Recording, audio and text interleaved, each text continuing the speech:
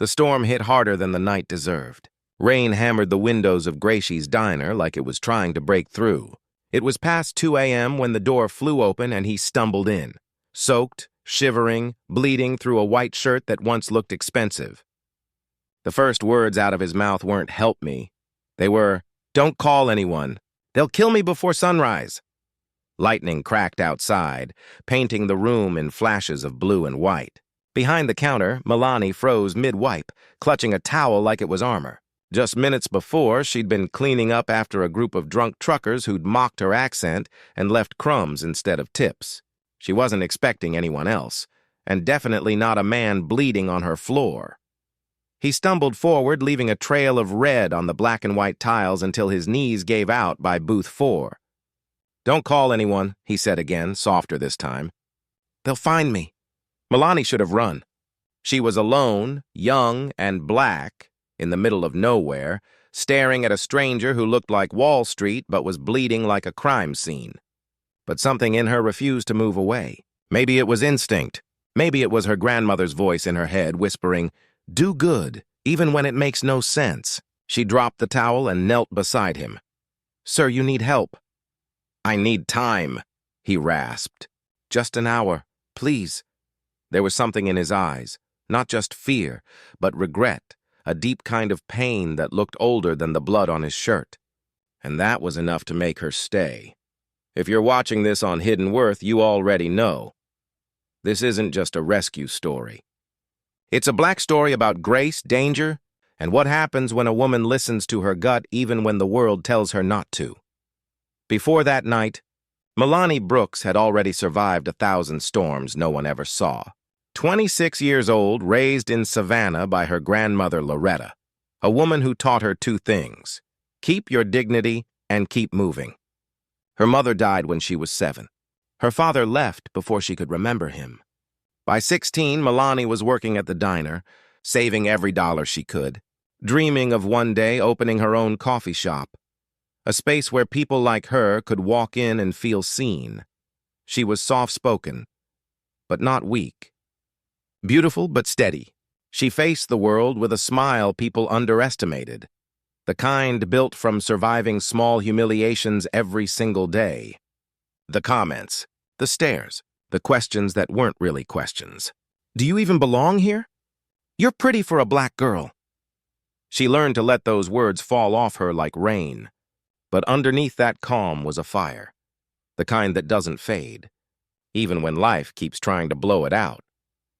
That night, kneeling beside the bleeding stranger, that fire rose again.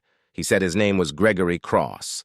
His voice was rough but calm, too calm for someone running for his life. He refused hospitals, police, everything. Just wanted time. Milani noticed the details. The watch still ticking, the gold initials inside his ruined leather shoes, the precision in his speech. Nothing about him matched the panic. He looked like a man used to being obeyed. When she offered him coffee, he said softly, "You don't have to do this." "I know," she replied. "But I'm doing it anyway." And that's when he looked at her differently, like she was something the world hadn't shown him before. What Milani didn't know was that Gregory Cross didn't exist. The man bleeding in her booth was Asher Vance, billionaire CEO of Vance Tech, one of the most powerful and feared men in America. He'd vanished 3 nights earlier after a boardroom betrayal that nearly got him killed. And now, hiding in a small-town diner, his fate rested in the hands of a woman who didn't even recognize him. By morning, the rain had stopped, but the world felt heavy. Asher, still pretending to be Gregory, stayed in the back office while Milani opened the diner like nothing had happened. But around noon, a black SUV pulled into the lot. Tinted windows, no plates. 2 men in sharp suits stepped out. One pale, one dark, both dangerous. They walked in like they owned the air. "We're looking for someone," the blonde one said. Tall, light-skinned, injured. His voice was flat, cold. Milani didn't blink. "Only visitors I had were drunk truckers and a raccoon." They studied her, searching for cracks. She didn't give them any. After a long pause, one slid a card across the counter. "If he shows up, call us." No name. Just a number. When they left, Milani locked the door, turned to the back, and said quietly, "You've got eyes on you." Then, with a half smile, "Next time, maybe wear shoes cheaper than my rent." For the first time, he laughed. That night, the diner stayed closed. The lights off, just her, him, and the weight of everything unspoken. Finally, she looked at him and said, "You owe me the truth." He stared back, defeated. "My name isn't Gregory. It's Asher Vance." The words hit like a slow thunderclap. She'd heard that name. On magazine covers, in headlines, as the man who laid off 10,000 people with one email. "You're that Asher Vance? I'm also the one they tried to kill." And then he told her everything. The betrayal, the cover-up, the assistant who vanished after digging too deep. He'd been running ever since. When he finished, Milani just nodded. "So why here?" "My car broke down. The rain came." "I saw your lights." She looked at him, a billionaire hiding behind the same counter she'd been scrubbing for years, and said, "You're not a good liar." "I know," he smiled weakly, "but you're not the worst kind of man either." The next few days blurred. They talked, not about power or money, but about life. She told him about college nights spent working double shifts, about customers who thought her name was too hard to remember. He told her about the nanny who'd raised him, the only person who ever hugged him without a reason. "You live in a louder world than mine," she said. "And a lonelier one," he answered, when she handed him an old paperback that night. A story about redemption. He didn't laugh. Just said, "Thank you." And for the first time in days, he slept without fear. But peace doesn't last. The next afternoon, a teenager outside filmed him through the window. Posted it online with the caption, "Is that Asher Vance hiding in Georgia?"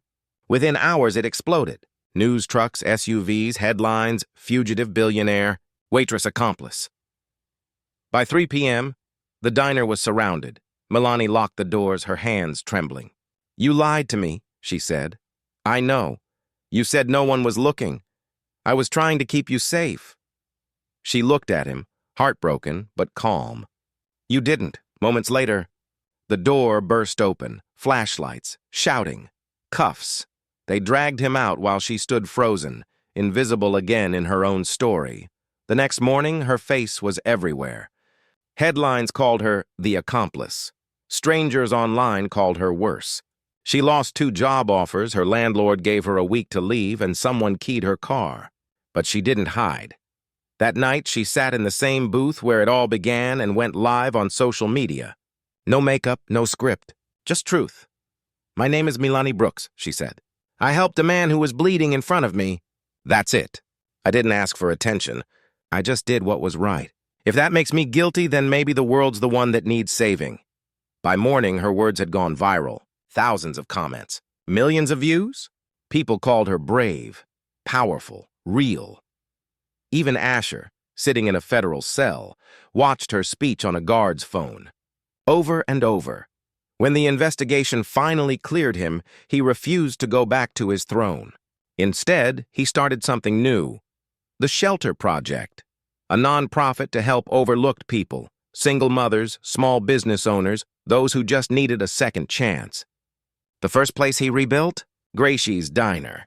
He renamed it Milani's Place.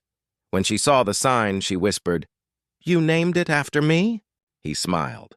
"No, you earned it." Years passed. The diner became a movement, warm lights, laughter, community. And one rainy evening, just like that first night, Asher came back. No cameras, no headlines, just him. "You always stand in the rain?" he asked. "Only when I'm waiting for someone brave enough to join me," she said. He stepped closer. "I've had a lot of titles," he said softly. "CEO, billionaire, founder, but the only one that ever mattered is the man who owes everything to the woman who saved his life." She smiled. "That's a long title. I'm done fitting into titles," he said. "I just want to fit here." If there's still room, she looked at him, really looked. "Come inside," she said. "It's warm." Maybe it wasn't a love story, not yet. But it was a beginning, because not every storm comes to destroy. Some come to reveal. Milani didn't just save a man that night. She reminded him what it means to be human. And maybe that's the real hidden worth. Not wealth, not power, but kindness. The kind that costs nothing and changes everything.